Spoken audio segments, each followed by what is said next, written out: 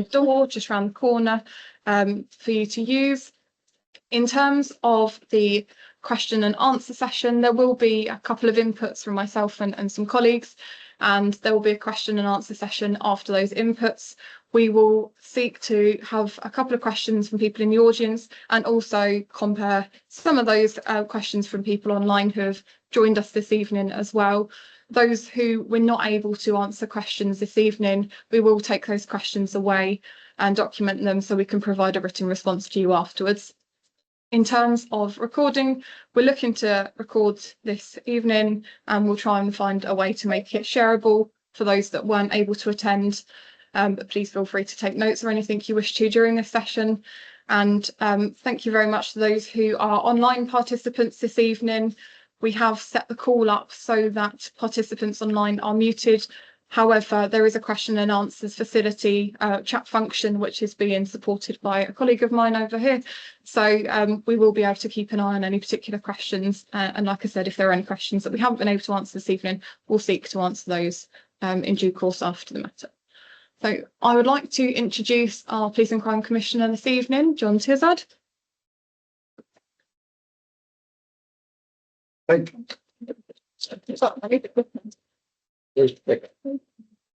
Well, thank you, Tara. And can I follow Tara in welcoming everyone here this evening? I'm really pleased that we are able to launch the Grassroots Innovation Fund.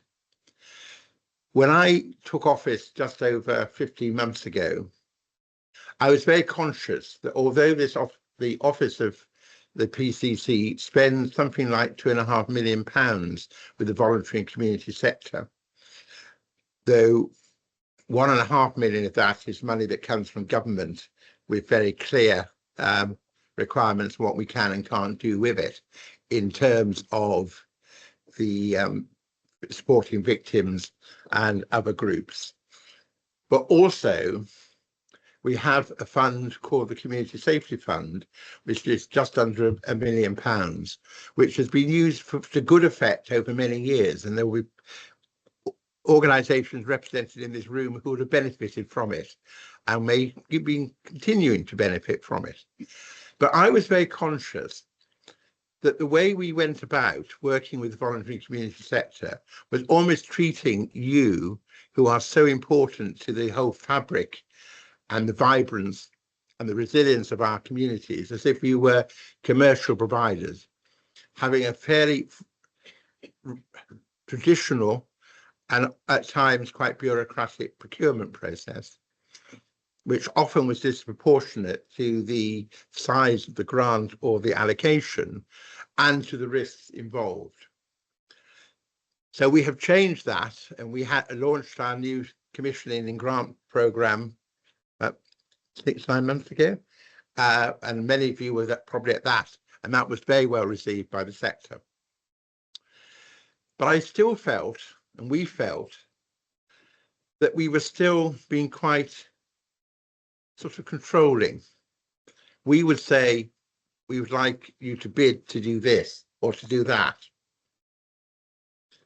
when actually a lot of the knowledge of what's needed is in this room and the people on the line and other community or activists and community groups across our county. So the idea of the Grassroots Innovation Fund was born. So we are ring fencing 200,000 of the Community Safety Fund to allow organisations, and I stress organisations, I'll say a little bit more about that in a moment, and Tara will say quite a bit more about that, to come to us with ideas about what you feel you can do to support your communities to make Bedfordshire safer and fairer. So what we would expect is any proposal will match my police and crime plan, and you'll see the key missions for that on the slide behind me. But actually, the word innovation is quite important too. You may have ideas that haven't been tried before, or they may not have been tried in Bedfordshire, or they may not have been tried in your part of the county, or they may not have been tried anywhere. So we wanted to see ideas of what we might do differently. And then, with the aim of replicating and building that in the future. We've limited the size of the grants that are going to be allocated, certainly in this first year of the Grassroots Innovation Fund, to £5,000. It's not a great deal of money in the scheme of things, but I know there are many, many voluntary and community organisations and community groups for whom £5,000 would make a huge difference. Just better do that thing you've always wanted to do but haven't been able to do, whether it's actually convening a meeting, bringing people together, or whatever it may be, just testing some new idea, maybe match funding it with funding from other sources as well. And I think that too, what we want this is to be quite light touch. Clearly, it's public money, so we have to have probity, we have to have some due diligence about who's applying. So, Johnson's Unlimited can't apply, but a community group can. And it may be a community group that is already a charity or a CIC, but I recognise that many very important and significant community organisations won't at this stage have got to the point of incorporating to become a charity or a CIC, but we need to demonstrate it isn't an individual. Clearly, we need to demonstrate you've got, the right credentials and values and so on. But it also will be light touch in terms, so a relatively light touch application and a relatively light touch monitoring. Now, clearly, there will be monitoring, but I think because it's an innovation fund, I would expect a proportion of the programs and projects we fund may well fail.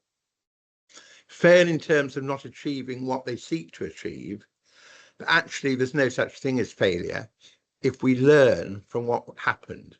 So innovation, you've set up a business, 40% of businesses fall over in the first year. Actually there will be some things may not succeed, but what we'll want to do is to learn from that and understand why they're not haven't succeeded. So really this is about turning our grant program upside down, because as I say, normally we are saying, come and do this for us. We're saying to everyone across the county, come and tell us what you can do and what you could do with £5,000, or maybe less than £5,000. If it's £5,000 each, it'd be 40 projects. If it's 2,500, it'd be 80. And I guess there'll be some variation on that too. Because I know from my experience, and I've been very active in the voluntary community sector for many years, both locally and nationally, that there is so much knowledge, energy, commitment, determination, resolution in the sector, in community organisations, just needing sometimes just a little bit of money just to oil the wheel. And that's what this is about. I'm not concerned if part of your project might be to try to do advocacy, either advocacy for individuals or advocacy for a community or a community interest to persuade others to make change. That to me is a really important part of social activism and the community and voluntary sector. So we're not necessarily looking for that sort of traditional model at all. Clearly, we all want to ensure some balance across the county, because if all the projects were in, I don't know, Sheffield, where I live, that might look a bit suspicious, mightn't it? If all the projects were in Luton, it might look a bit suspicious. If all the projects were working with organisations working with one particular community or group within society, that will not be good. So we'll want to try and get some diversity, and please bear with us when Tara and her team do the evaluations and make those allocation decisions, because we'll want to get that balance, and we'll want to get some balance in terms of the demographics and of the county as well. So really my message tonight is thank you for all you do currently. Thank you for attending tonight. Please look very seriously if you feel you have got something that would meet the criteria. And Tara will talk a lot more about what that process is and what that criteria is. Do come forward. And even if you don't feel you're ready now, this will be the first, this is something we're going to continue on an annual basis. Who knows? who knows quite what budget we're going to have, but it would be nice to think we might have more than 200,000 in future, maybe get the balance between the 200 and the 800,000 within that community safety fund over a period of time. Because I think there's more value often in supporting local community organisations, community groups, where people have come together to meet a particular need and challenge than it is sometimes to be funding big national charities. And they have a very important role to play, but they have a very different role to play. And they can't, they're not grassroots. And please excuse the cliche of grassroots. If someone thought of a better word, we might have used it. But it is very much wanting that local, that small, and that focus on innovation and something that's different and experimentation. So I'm really looking forward to hearing what you've got to say tonight, and there'll be an opportunity to ask questions. But please also, I'm really looking forward to seeing some really imaginative and creative bids that can make Bedfordshire safer and fairer, or contribute towards it. I don't think £5,000 would transform the whole of Bedfordshire overnight, but you make a difference. And it's actually those small things add together that make a big difference. And you see the kind of areas we're interested in, but there may be areas that aren't actually in those 7 missions that contribute to a safer and fairer Bedfordshire. So don't feel even constrained by those. So thank you very much. I'm going to hand over to Tara now, who's going to just talk you through much more of the sort of technical detail and the processes that are going to be involved. And then we're going to hear from David Brewer from Bedford CBS, who's going to talk about his procession. And we're very privileged to have the High Sheriff and Camilla. I'm sorry I didn't say that when I spoke. The trouble is, you and I are always at events together. I almost say we're sort of just a team together. It's our second occasion today. But actually, to hear from the High Sheriff too, who will also talk about the work she does with Crime Beat, which is also a fund, rather smaller, but also a fund that very much is about crime prevention and tackling crime. So thank you very much.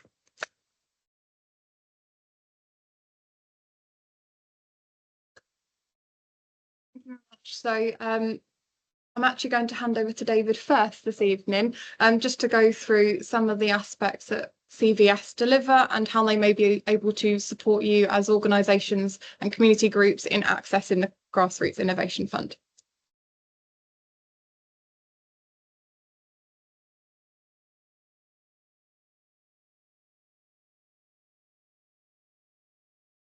Thanks so much, Tara, and thank you, Commissioner. Thanks for the invitation tonight, and it's great to see so many familiar faces and some new ones as well. I was just talking to Neil. Where's Neil? Ah, there you are. I said to Neil slightly jokingly, it must be 30 years since we last met in this building, and then Neil went away to work it out, and it was actually 24 years that we had our last meeting here. So doesn't time fly? And we were also speculating that actually a lot of the issues that we were dealing with then are similar to the issues that we're tackling now. Not sure what that says really, that the problems are often the same, those issues that we try and deal with in supporting communities. But it's good that we're still here and trying our best to tackle them and support beneficiaries to improve lives in local communities. So, my name's David Brewer. I think most people know me. I work for Community Voluntary Service Bedfordshire. Just how many organisations here have had dealings with CVS Bedfordshire? Yeah, I thought so. I thought there were quite a few familiar faces. So most of you actually know what we do, or at least some of what we do. For those that don't, though, forgive me, I'm just going to go back to basics and just do a quick recap of what we're about, because those that haven't availed themselves of our services hopefully will be encouraged to get in touch. We're what's called an infrastructure organisation that provides support, advice, guidance, training across the whole of the voluntary community sector in Bedfordshire, and that's the ceremonial county of Bedfordshire. So it's Bedford Borough, Central Bedfordshire, and Luton Borough. So if you're a charity, a social enterprise, a community group in any of those 3 areas, then we're here to help you. We're actually funded by local authorities and indeed the Harper Trust. So our services are expert-led and free to you at points of delivery. So yeah, hopefully that means that you get good service and good value for the support that we can offer. So some of the things that we do, we can offer funding advice, which I guess is why I'm here tonight. We can also offer support on governance, on business planning. We run training courses on those sorts of issues, which are very, very well regarded by those that attend. Would encourage you to come along to training. They're very good value and also a great opportunity to network with colleagues from similar organisations tackling the same issues. You can see all this on our website, cbsbeds.org.uk. Please do have a look.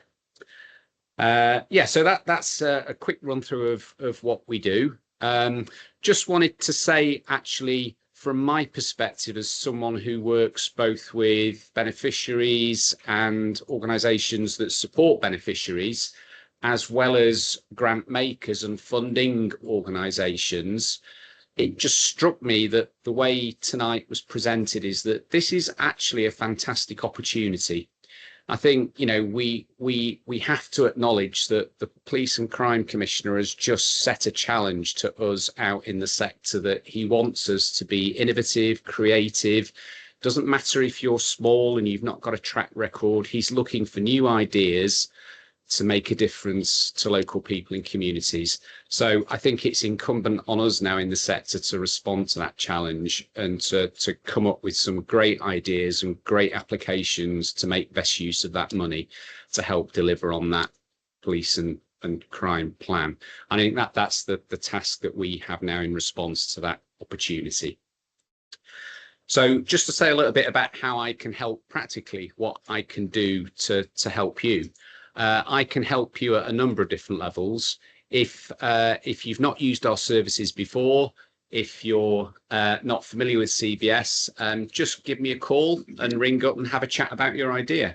And I can just start to help you just frame it and put together an application to best effect. If you have worked with me before and you know the sorts of things that we can do, you'll know to get on and start to draft your ideas into an application and then to run it by me at that later stage. And we can have a more in-depth discussion about how we can make the very best application for you in your circumstances. And very happy to do that as well.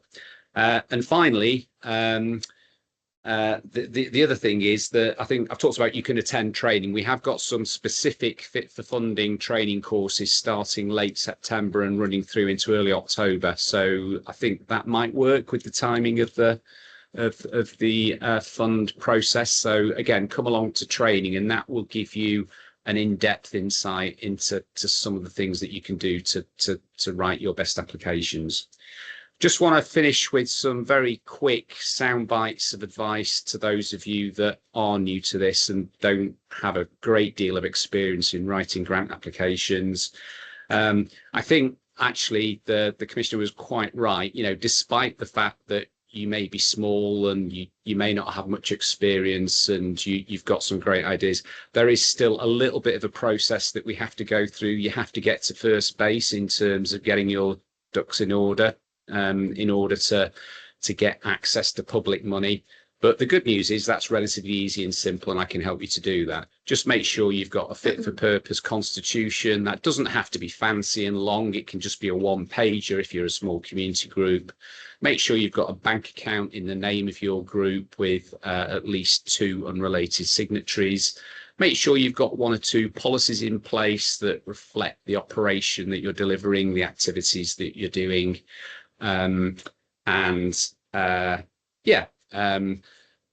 Just start to get a good sense of what it is that you're going to do in your project against this fund. What is the evidence that you can put together of the needs that you're going to meet? It's very easy to say that you meet needs, but it's harder to actually construct an evidence base to show that. And again, I can help you to do that and to give you some ideas of how you can actually compile that evidence to demonstrate that there is need for what you're proposing to do. And finally, you know, what difference are you going to make? What is so compelling about your idea that means that the Police and Crime Commissioner needs to fund it? What is compelling about it? What difference will you make? What impact will you have? How can you show that? Lots of different ways of doing that. And again, we can support you with that. So please do get in touch, and we'll, in summary, try and work with you to make the very best of what you got and to submit your best application.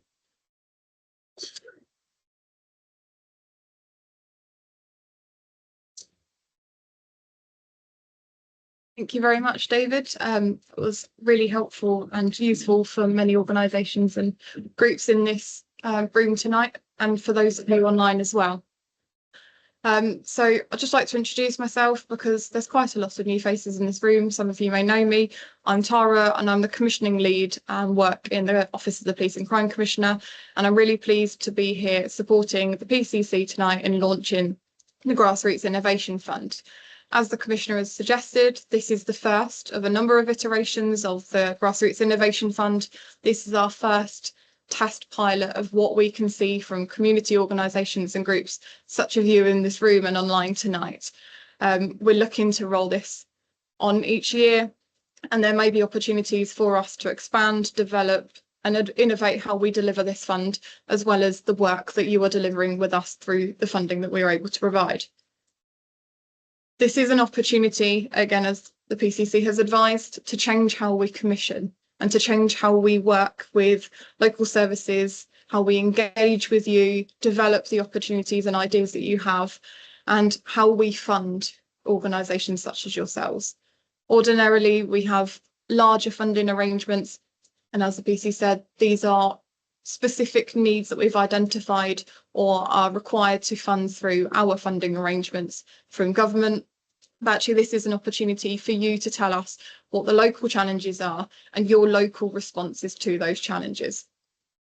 We want to focus on innovative opportunities and a community-led response to those local challenges. This is an opportunity for organisations that are not yet fully constituted but have an idea, might be able to connect with other community groups and organisations out there, have something that they're already doing but that little bit extra they haven't quite got the funding for at the moment. They're the ideas we want to hear about. The aim of the Grassroots Innovation Fund is ultimately to support the delivery of our police and crime plan.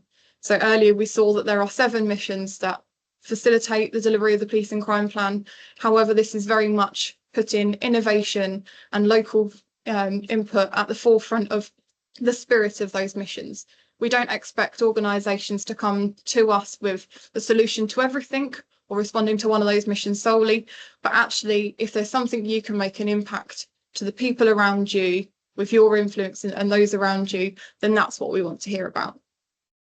We want to improve our knowledge through this fund. So not only is this an opportunity for us to fund new organisations, previous organisations and new ideas, but this is an opportunity for us to learn about what those community needs really are. We can develop our other commissioning cycles, our knowledge gaps.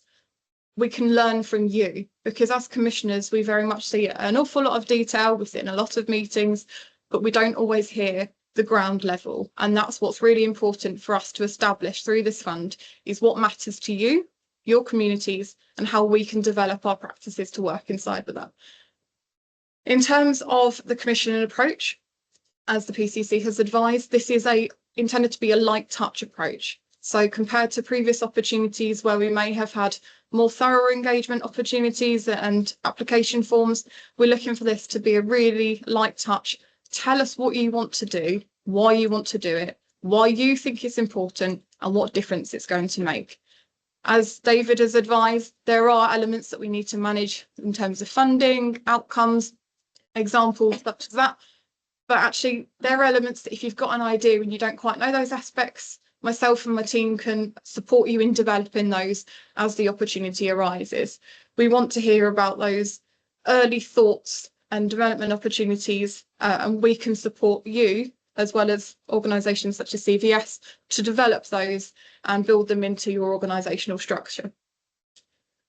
There is a relatively short funding period available for this first iteration, and we appreciate that. But I'm confident that that will allow an opportunity for us to pilot, test, explore and engage with new opportunities.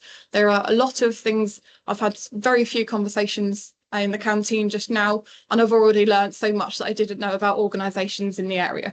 So I'm keen to see what else can come through this opportunity. As the PCC has already advised, we're okay with testing what does and doesn't work. This is a pilot opportunity. This is a test and see engagement opportunity. If there are things that the outcomes are there, but people don't turn up, then we want to help you with that learning journey. There are also opportunities for us, as I've said earlier, to develop them into our other commissioning cycle practices. So there may be some opportunities presented to us through the Grassroots Innovation Fund that we want to take forward, develop, might be something that we can develop in from one area to across the county, but there are always things that we want to explore those opportunities. We are looking to introduce a large number of new organisations to the OPCC. There are quite a lot of faces in this room that I don't know and haven't come across through the last couple of years of working in the Office of Police and Crime Commissioner. And I'm keen to see what else is out there that can build on the information, knowledge and ideas we've already got known to us. In terms of the criteria, you may or may not have seen, but we've released the criteria documents, the expression of interest form, and what would be the evaluation document on our website. So if you have a look on the PCC's website, you may have already seen these documents. I will go through a couple of points from them.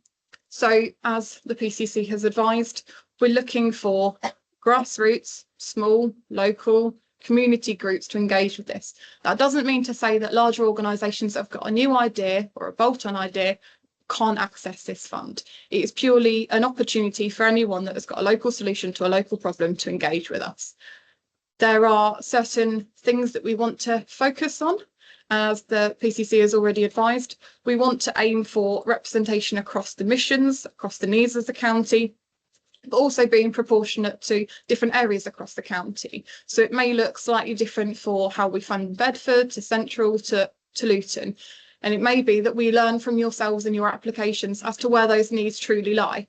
It might be that we look to fund more in early intervention and prevention spaces or perpetrator work, for example, because we have a large amount of victims funding. That doesn't mean to say that there aren't new ideas and innovative ways to support victims that we don't yet know about. The application or expression of interest form that you may have already seen suggests that we'd like you to respond to at least one mission from the Police and Crime Plan. The ultimate aim of this is to support the delivery of the Police and Crime Plan. However, as I said, it's the spirit of, not necessarily delivering against one of those specific items. It may be that you can do something locally that has an impact or feeds into that overarching aim of social justice, that overarching aim of a safer and fairer Bedfordshire. We have officially launched the event today, and the application process is now open. You will have seen potentially on the documents that we are looking to close the application process in the mid of October. However, that will be very much gauged by the level of interest we have, the funding amounts we see, and as the PCC had already advised, this is a very new process for us as a commissioning team, so there might be some onward engagement throughout where we have a go at reviewing what's coming through and assessing those. So there may be some iterations of us closing the application process and reopening if we need to do that to manage expectations. We're very keen that if you've taken the time to put in an application, we want to make sure it has the right amount of time paid to it when we receive that and the investment in supporting your organisation if we look to take it forward. Applications will be reviewed in line with their relevance and alignment to the Police and Crime Plan ultimately. However, that doesn't mean to say that there is any stringent criteria for our evaluation process on what that looks like. We're very keen to explore all kinds of ideas and see what we can sort of identify through this as new opportunities. We're aiming for county-wide representation, but like I said, that doesn't necessarily mean we're going to have 10 lots in each area. It might be that we have more represented needs depending on the demand in each local authority area, or ultimately in smaller towns and villages that have distinct problems to themselves. As the PCC has already advised, some of these opportunities might not be able to achieve the outcomes, but actually we're here to work with you to understand where those objectives and outcomes might not have been achieved. Was there something that we can do to facilitate your organisation as an OPCC? Is there other connections we can make or other improvements we can support you with to build those networks across the county to give your organisation, your ideas a better chance of success moving forward? Again, we've got organisations like CVS, Harper Trust, other organisations such as BLCF that may be able to support you through that journey as well as ourselves locally. There is a requirement, as the PCC has advised, for us to do some form of evaluation. We want to know what impact the funding has made and how what you have delivered makes a difference to your local community. We don't intend for the evaluation process to be onerous. We have released what the evaluation document looks like. Again, in response to that, we're quite flexible depending on the type of project organisation that we fund, that you might be able to respond to that in whatever way suits you, a spreadsheet, presentation, whatever works, because we're looking to see the evidence and experience of how you have made a difference using the funding available, but actually what learning challenges else, etc., that you have experienced and overcome throughout as well. So we're keen to explore all those opportunities.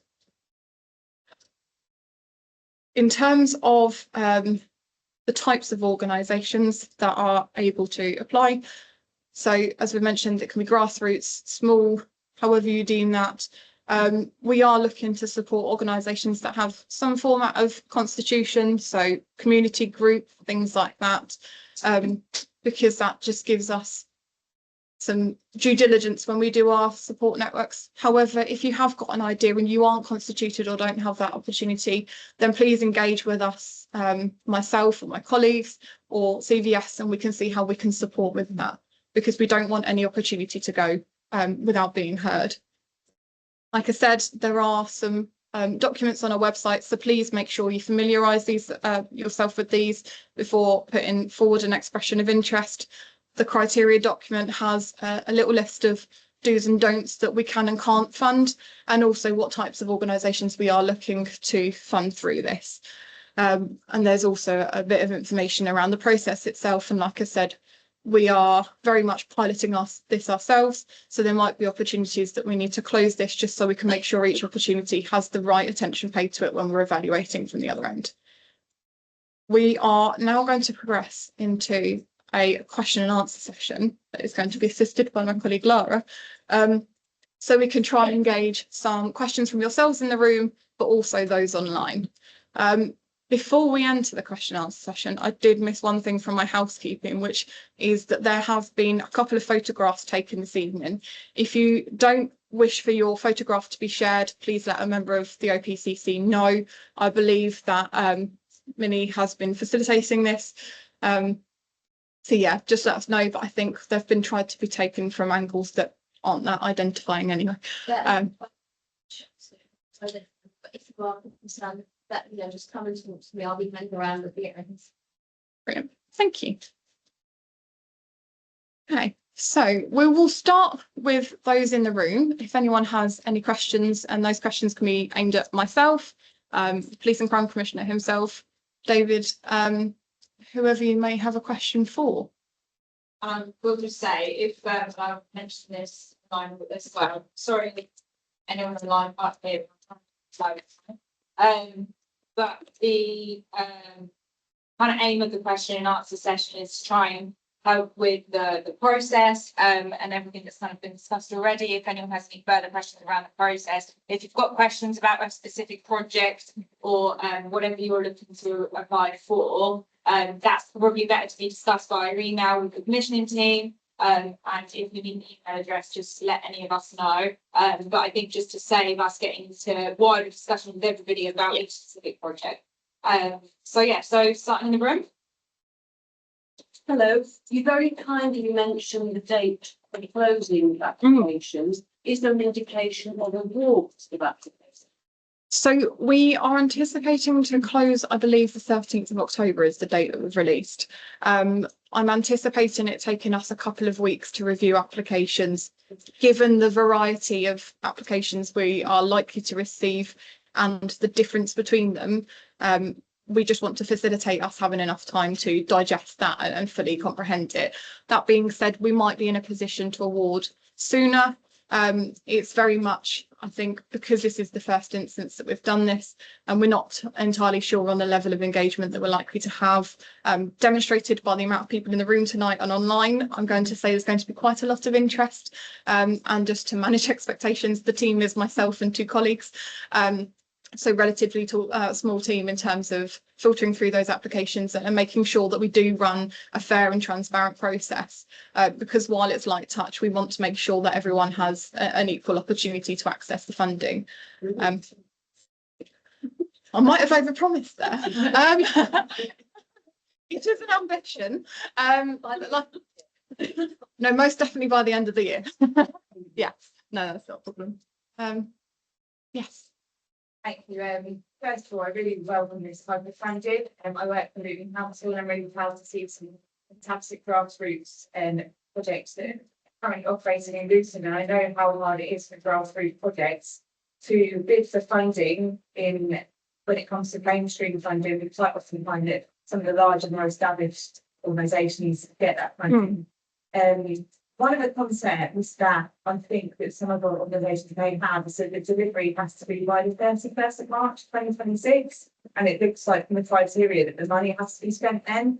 I'm just concerned that a grassroots organisation to spend £5,000 is going to be quite timeline, and then also the timeline is very short. And some people are really worried about the longevity of it. So first of all, how strict is the criteria in relation to money being spent by the 31st of March? And secondly, we could be looking at continuation of some projects based on the outcomes of those evaluations. No, thank you for your question. If I can just take that one. We must allocate money by the 31st of March. The spending of the money is a bit difficult. But it must be allocated bit, which we have done here. And I think if we vote yes, we're going to hopefully have to continue a further plan. That's really clear, thank you. So maybe a timeline would be useful for some of our grassroots organisations to help them plan their proposals when submitting applications.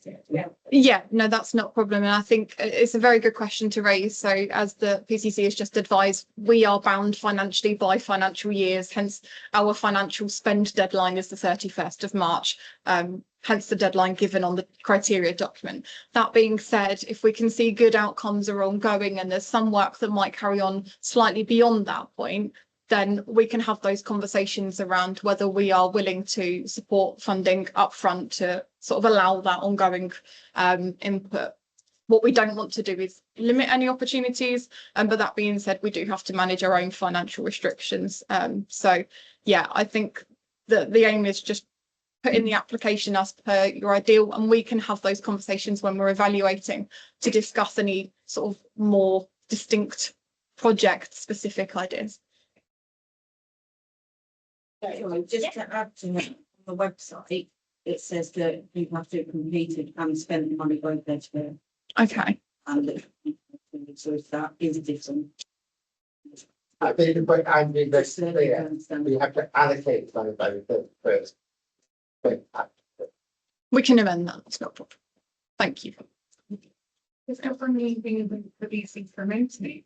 I going to basically do 1 month stuff at the beginning because obviously grassroots, I'm not going to be implement money being released in short kind of pot basically. It doesn't make sense.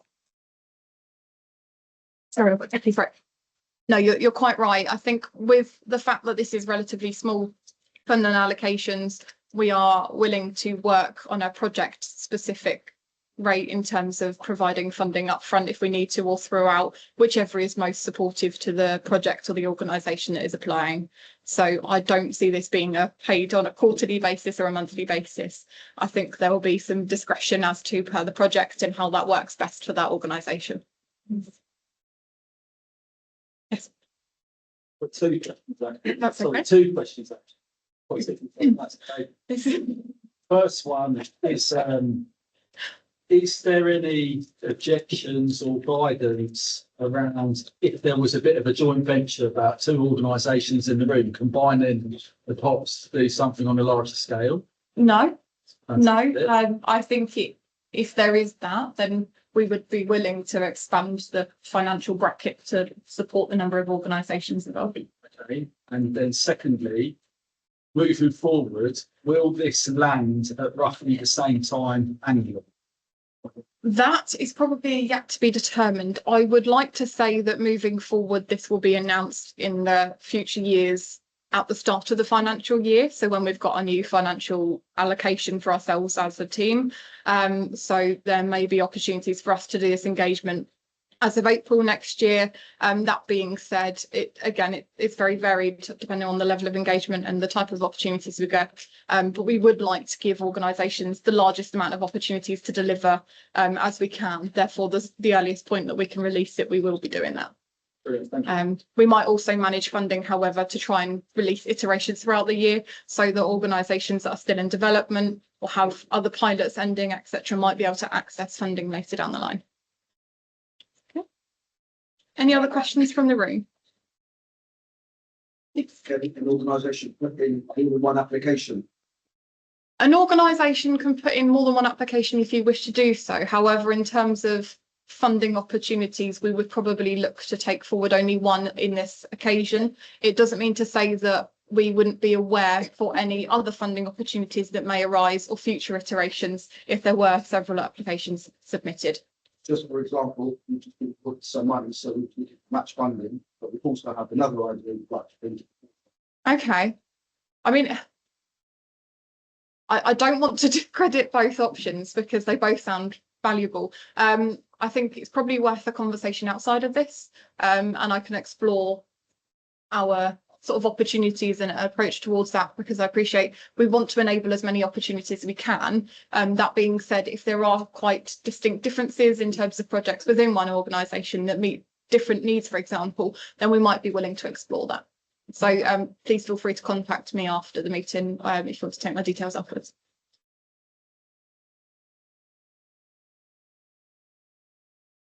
Mention a certain mission about improving knowledge.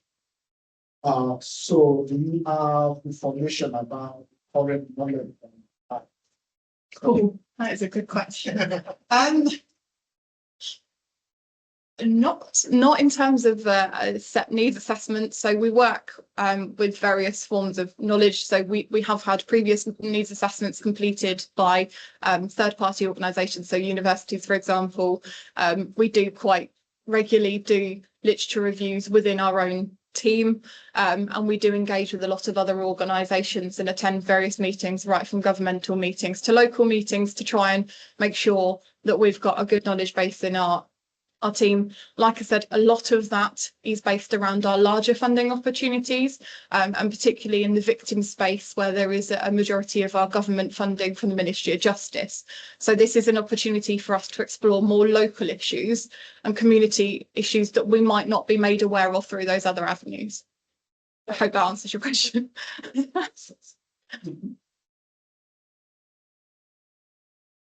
I mean, all over that is that the we've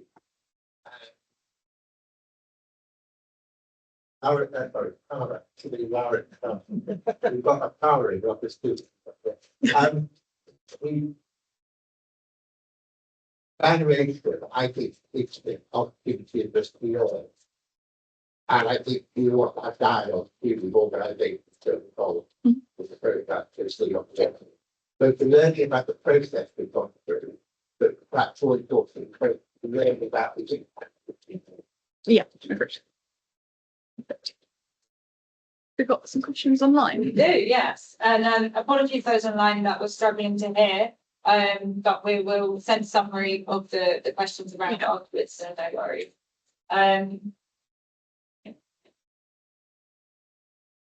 Cool. So I've got, when is the application process to go live, and will there be any more rounds of applications after this round? Have we relatively covered that? Yeah, I'm happy to summarise for those online. Apologies if you've not been able to hear or have joined at a later part of this evening.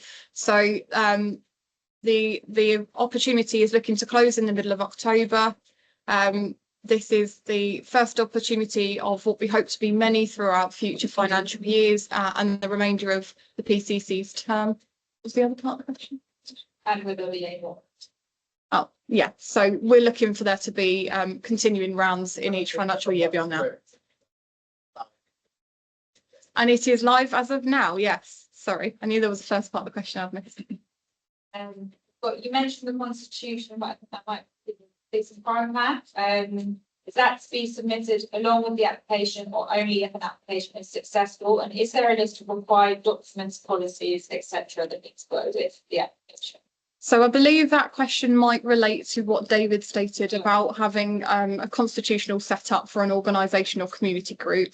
To that individual, if we can see who you are, then we'll put you in touch with David to answer that question more specifically to your project. However, it's something that you can put an expression of interest towards us in. You can engage with CVS before submitting an expression of interest, and we can see how we can support you with that constitution element at the same time. Do you want to just say very quickly about sorry, change of clarity? Yeah. In a nutshell, the legal structure of your organisation, whether you're a registered charity, a community interest company, or a community group, that legal structure will drive the articles or constitution that funders like to see you have in place. So all you need to do is to make sure you've got the appropriate constitution or articles for the legal structure that you are as an organisation. If you're not sure about that, then give me a call and I'll have a look at what you've got and just check that for you, and just make sure you've got the appropriate governance in place for your application. And just to cover off the element of that question regarding policies, we would expect to see policies proportionate to the type of project or service you are delivering. So therefore, we're not overly explicit on the type of policies you have.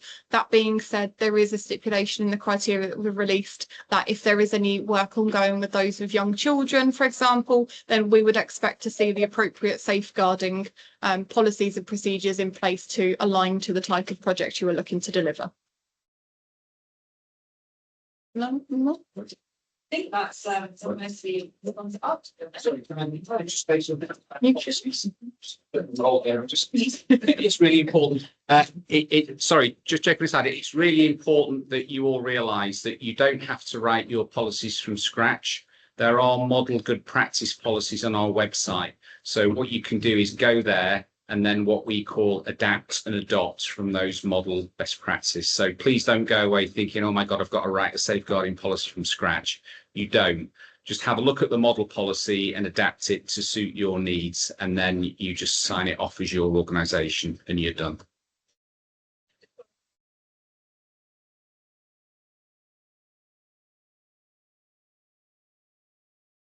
That's for me to answer then. In terms of any policies, procedures that you feel are appropriate to submit with your expression of interest, then please do so. If not, then we will just ask that at the point of engaging and awarding funding, that we will ask to see those documents and work with you through those. So at the point of award, there will be an opportunity for you to share any documents relevant to us.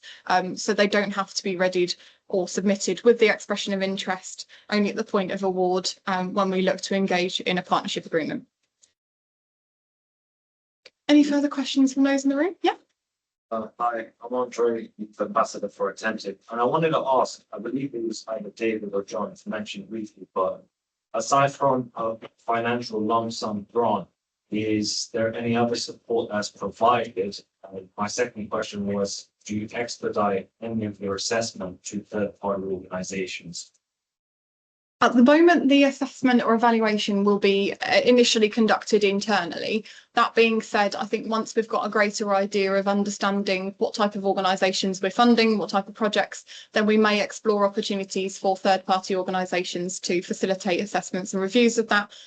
Because again, if there's opportunities for us to build and develop, then we like to build a more robust evidence base. I've forgotten the first part of your question, sorry. Just saying whether any other support. Oh. So in terms of support, there will be sort of support available from ourselves as a commissioning team in terms of how to present outcomes, things like that. We can work with you. Like David has said, there are opportunities through CVS to develop organisational stability, etc., through training and mentoring available by their organisation. What I will be mindful to say, though, is as commissioners, we can't be seen to coach anyone to specifically meet our funding requirements, because we want to make sure that we maintain an open, transparent process, regardless of whether that's a small expression of interest or a tender process. We try to keep our office as transparent as we can through that. So we will offer help and guidance, but where we think that there's a point that further assistance can be given by a more specific organisation, we will look to make those introductions. Yes. Is the reporting like the reporting? Yeah, so in terms of reporting, we are looking for, again, it will be proportionate to the type of organisation and the project that you're looking to deliver. But reporting, we have released what we've called an evaluation document. So this is already shared on our website. And it is just a very brief document of what you have done, who you have reached, what impact it's made, what funding you've spent, just because if there is any underspend, we want to be able to work with you in good time to see if we can explore opportunities to use that spend. Ideally, we don't want underspend returned to us. We want to work with organisations to make sure that if something does start a little bit late or something comes in cheaper than anticipated, that we can reallocate that funding to where it's most useful. Like I said, we've asked a series of questions because we want to keep the evaluation transparent across all organisations that we will be awarding. That being said, the medium in which that you're responded to, whether that's a presentation, a meeting, a spreadsheet, however you wish to present it, we are open to it being proportionate, because we appreciate some organisations might already have reporting mechanisms in place that can facilitate sort of sharing that to us or building on, and others may not have reported to anyone before, and therefore it might just be a summary report of what you've achieved and how you've done that and what you've learned throughout. Right. Your hands? Yeah. Sorry.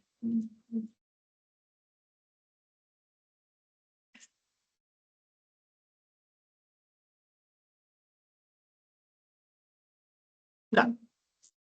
No, so while we're looking to reach organisations at grassroots small aspects, like I said, another element of this is that innovation. So we're not looking to keep it restricted to small organisations. If there is an organisation that is slightly larger but has a new idea, a small local feel input, for example, then we would be willing to explore that as well.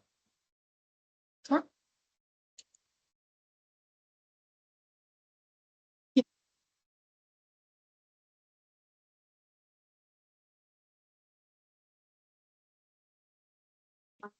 with also funding, releasing that funding, obviously to support those people, communities. How, I mean, what would be the time frame for that? Because it might be an ongoing thing. So, you know, what was your criteria for the time frame for us to do that evaluation? So I think the evaluation timeframe will be very distinct to the type of project or organisation we're funded. So, for example, if you're looking to run a one-day event that's got 100 people attending and you've got key ambitions, a feedback form that's going to inform that, then it might be you're able to feed back to us relatively quickly. Other organisations that are looking to do something like mentoring or training, then it might be that you want to touch base later down the line to see how that's been taken forward. I think what we'd ask is during the funding period or at the end of the funding period, there is an initial report to ourselves in terms of that delivery has taken place, that spend has occurred, and that initial learning and activity. However, if there are longer term outcomes, then we're happy to continue working with you to explore those, because it might factor into future commissioning decisions or ongoing support from our office. I appreciate a lot of my answers are, I don't know what you've got to put in as an application yet, so I don't really know what I'm going to be doing the other end. But I think it's we're very willing to work flexibly towards the organisation, the project type, to make sure that we are getting the most out of the funding that we're allocating, but also that we're facilitating you in delivering the most that you can achieve through your organisation. Our project will not be completed by March. Do we know when the next round will be released? So as I said earlier this evening, we're looking for this to be an ongoing funding opportunity through each financial year. I believe that the next iteration would be achievable in April next year as the start of the financial year. So if an opportunity isn't likely to be achieved within this short period, it may be that you put in an application for what is going to be achieved until now. It depends on your opportunity for sustainability, of course, and then further opportunities beyond March. Or like I said, there should be an opportunity released in April. So there will be new funding continuations.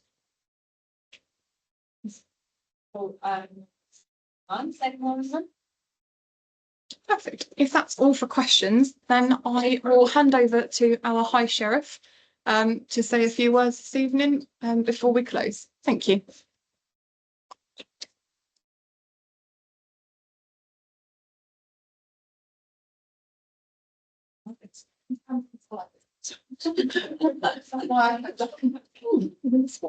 Good evening, everybody. I'm the High Sheriff of Bedfordshire. There's a lot of familiar faces in here, so hello, everybody, and it's very nice to see you all again. So I am the King's representative for law and order in Bedfordshire, and I believe one of the keys to lasting change are our community organisations.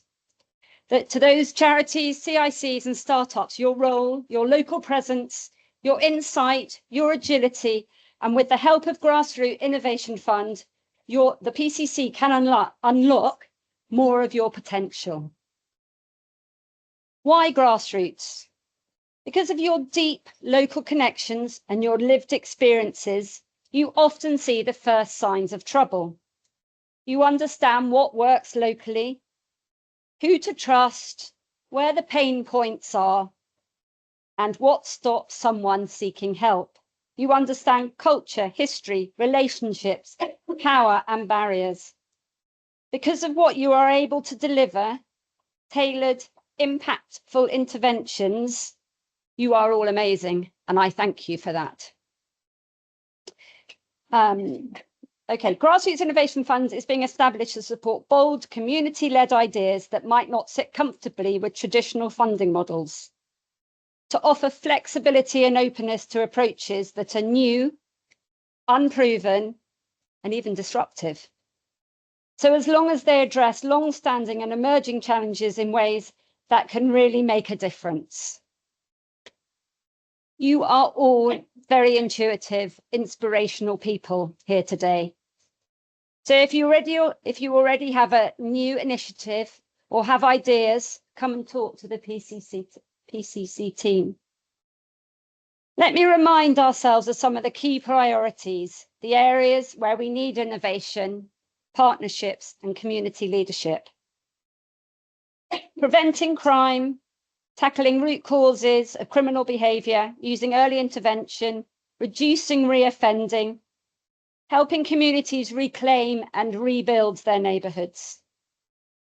Putting victims at the heart, improving how victims are treated, especially for undeserved and unrepresentative communities. Protecting women and children, enhancing safeguarding, identifying harmful behaviours by perpetrators, and increasing confidence in reporting. Invigorating local policing, problem solving, close engagement with community groups, focusing on social inclusion, especially young people, from being drawn into criminality. These are not just bullet points, these represent lives. They represent trust. They represent what people across Bedfordshire expect and deserve. This is your opportunity to try something new, to test something that's not yet proven, to engage differently, to reach communities not yet reached, to deliver in ways that reflect local culture and local needs. The PCC are especially keen to hear from voices that have not traditionally engaged with their office, community groups in Bedford Borough, Central Bedfordshire and Luton, particularly those grassroots organisations that may have been excluded, underfunded and underheard. The Office of the PCC are committed to making the process accessible and inclusive. They don't want barriers of bureaucracy or complexity to prevent good ideas from being submitted. They want you to focus on what matters, the problems you want to solve, the change you want to see, and how you believe you can make a difference. Thank you to all those that are already trying, and good luck to those who want to try. Okay, I'd forgotten that John had asked me to talk about Crime Beat, so I need to now talk about it. So the High Sheriff of Bedfordshire has its own charity. It's called Bedfordshire Crime Beat. We're linked to National Crime Beat, who award pots of money to ingenious ideas created by youngsters from early ages up to 25. Within Bedfordshire, I've inherited a lovely pot of money from various high sheriffs in the past. And because of COVID and various other difficulties we've had in trying to issue out this money, Vav Shah, the last high sheriff, and I have really got hold of it by its early and decided that we really need to get this money out to everybody and not it to be sitting in a bank creating interest. So I'm just going to give you some examples of what we have given out already. Some of you are receivers here. So there's a Queen's Park cricket group for underprivileged children, and we have helped towards paying for indoor cricket nets for them and some equipment. We've done, and we were actually in Parliament yesterday, we have contributed towards a wonderful card called Save a Life card that gives instructions to youngsters and actually any age. If you see a knife crime, someone severely injured, what to do. So it's not just ring 999. As long as you're safe in the environment and the perpetrator has left the scene, how to treat that casualty, how to save a life. So we've contributed towards these cards that will happily sit in your wallet. I can show you one later. We've done boxing gloves for underprivileged children to attend boxing lessons, help support youth groups. We just supported the fire cadets to give them some uniform. I'm working with a scouting group in Bedfordshire who want to reinstate a crime badge. So we're looking at the syllabus for that. And then I think Crime Beat will hopefully pay the badges, and we will spread that across Bedfordshire and perhaps some kit to enable that. There's all sorts of things we're doing. It's fantastic. And then there's some slightly bigger picture items we do. So we do one-to-one engagement sessions with particularly difficult children. And we've just done that for Samson's Academy. Where is he? Here we go. We're not quite as constrained as the PCC in what we do. So we do awards as and when. Please apply. There's the High Sheriff's website, highsheriff@bedfordshire.org, with an application under the Crime Beat link. Again, we are looking, as you can see, small fry. It's grassroots stuff. And we'd love to support you. What we invariably do is out and about, I tell everybody about this initiative, and one of us likes to see it in action, really. So we will come and visit you probably prior to us giving you some money and see what's out there, or come and just chat with you. I'm in a prominent position as being High Sheriff, and I can potentially network signposts, connect you with various other pots of money. So we've mentioned a few today. Hertfordshire BLCF. There's smaller ones. There's Luton Rising, which you all know about, which is fantastic. Okay, so thank you for listening to me. Have a look at the Crime Beat one. You guys are doing the most fantastic job, and I'm glad you got this pot of money to issue out. And thank you for the explanations. And so we hope you will all understand what's going on. If you want to talk to me afterwards, we give out grants, I didn't say it, of about £1,000. ad hocly, as I said, sometimes a little more, sometimes a little less, depending what you want. So yeah, come and chat to me. Thank you, my boss.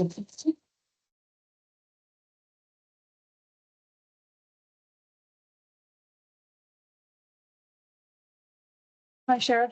It was brilliant and lovely to hear about another funding opportunity for those who have got multiple ideas in the room and other opportunities to explore. I will now hand back over to our Police and Crime Commissioner to close this evening's event. Well, thank you, Tara, and thank you, High Sheriff. And thank you again for all of you who came and those of you who asked questions. It would be amiss of me not to place on record thanks to Tara and her team of Amy and Jen, who've done such a great deal of work to bring this fund forward, and will be doing a lot of more work when they have to sift through your many applications. So a big thank you to the team. I think one of the striking things about what we're doing is to do something new. And when Gemma asked the question about the 31st of March, there's no reason why we can't do something new with our funding approach and make that money go beyond, but provided it's gone out of our bank into your bank by the 31st of March. That meets our requirements. So again, it's about thinking slightly differently about the way we do it. I think too, what I've heard today, we've got to be very careful we don't overburden even the light touch approach. And it's just striking that right balance, because it is public money and we need to be careful. I don't want a headline that we've funded some organisation that perhaps not be appropriate for the police to be associated with. So, you know, we've got to do some of that process. But I think what we've heard, and we heard it very eloquently from Camilla, the High Sheriff, the sector is so much the pulse of our communities. So much change has been achieved because of action by people like yourselves and community organisations, particularly small community organisations. And when I heard David speak, I was reminded that some years ago, I was the national chair of the organisation that represents CVSs on a national basis. And I saw so much across the country of great innovation, great impact and great change, and a willingness often to challenge orthodoxy, to challenge tradition, challenge professionals in a positive and constructive way on behalf of beneficiaries and communities. And that's the real strength. And that's what I'm hoping we're going to see a lot of through this fund. It's the first iteration. Bear with us, it won't all go smoothly because we're doing something different and we're experimenting too in the way you are. However, I'm sure over the next 3 years of my period in office for this tenure, we will be able to build this fund and actually make some real difference in the county. And I say we, I don't actually mean we in terms of my office, I mean we in terms of all of us and the whole of the community. And please go back and talk to others too, because we really do want to get inundated with applications. But, you know, we only can fund so many. So again, that's another balance to be struck. So thank you again very much for coming this evening. And some of us will be around now if you want to have informal conversations. And those online, thank you for bearing with us. And I hope in this day and age, we need better technology in here, so actually we can have much better connectivity. That may be another challenge for us, and another pot of money be required. So thank you very much. Have a great evening, and I really look forward in October to hearing from Tara that she's got some really, really impressive applications that are just going to make all of us say, wow. Thank you.